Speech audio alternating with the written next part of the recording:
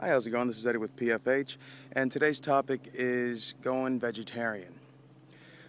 A friend of mine on Facebook, which is a male, was asking about is it a good idea for him to go vegetarian. Now, personally, I have nothing against vegetarians, but then again, it's each their own purpose, and I try to be non-biased as much as possible with this issue. There was a female encouraging him to go vegetarian, not taking into consideration the fact that he's already had a meat diet, not diet, nutrition, as well as other supplements and red meat, mostly red meat. And whether the issue was that he wanted to do this because he's tired of eating meat is unknown. Maybe he wants to do it for weight loss. But I told him he needs to take these three things into consideration. The first one being your body type, your blood type, and the third one is your nutrition that's already going on. Normally, I would agree this would never be an issue if you were born a vegetarian for like religious purposes, or were just a vegan or a vegetarian from the day you were born. But going from two different types of lifestyles cannot necessarily be a good thing. The point that the girl was saying is that she lost a lot of weight, she did this and that, which is fine. But also take into consideration that this is a female going vegetarian, not a male. The number one thing is that the hormone levels are two different things. Men get their testosterone from bad cholesterol, unfortunately. Women's estrogen levels always stay about the same until it's that time of the month.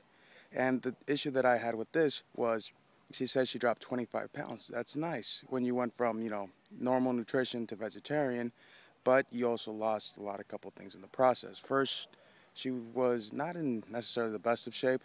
So when she lost those 25 pounds, yeah, she did look a little bit leaner.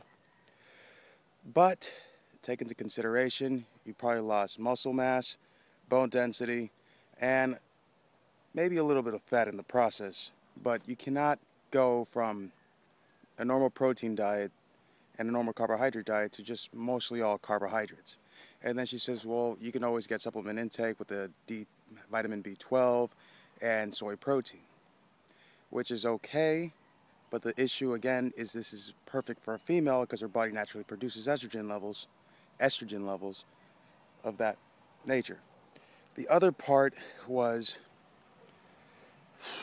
for a man to be switching over from that aspect to this one is a little bit more complex because the estrogen levels not only will increase, but the testosterone levels will decrease with the production of soy and everything inside their body.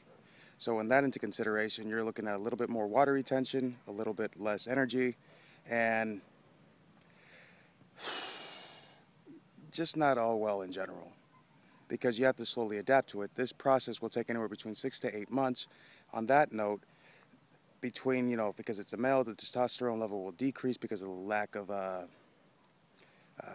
bad cholesterol, and the estrogen level in that male body will increase because of the soy products being introduced. Not only to mention that you will lose bone density and muscle mass in the process, mostly because substituting the meat for just pure vegetables, the only process that I can see that would even beneficial will be beans, because they have a good source of carbohydrates and a good source of protein. But let's face facts, you're not going to be eating that 24/7. Not just that, also from normal vegetables such as lettuce, broccoli, cauliflower, lima beans, and all those others, there is no way you can get the same benefits.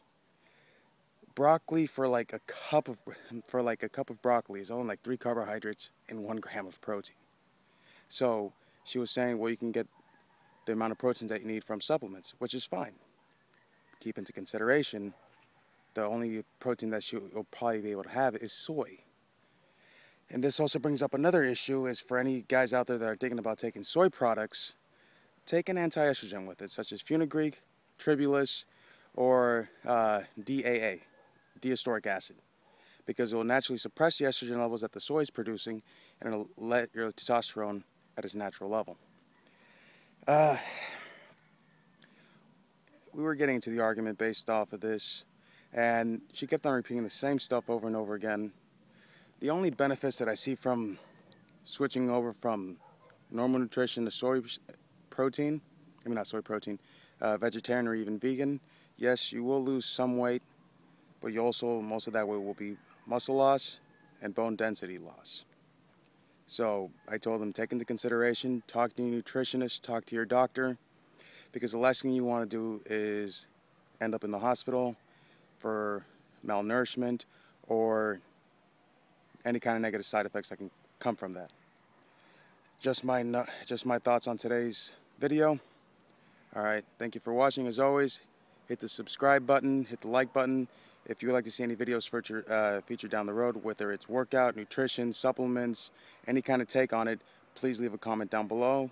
And as always, thank you, and enjoy the rest of your day.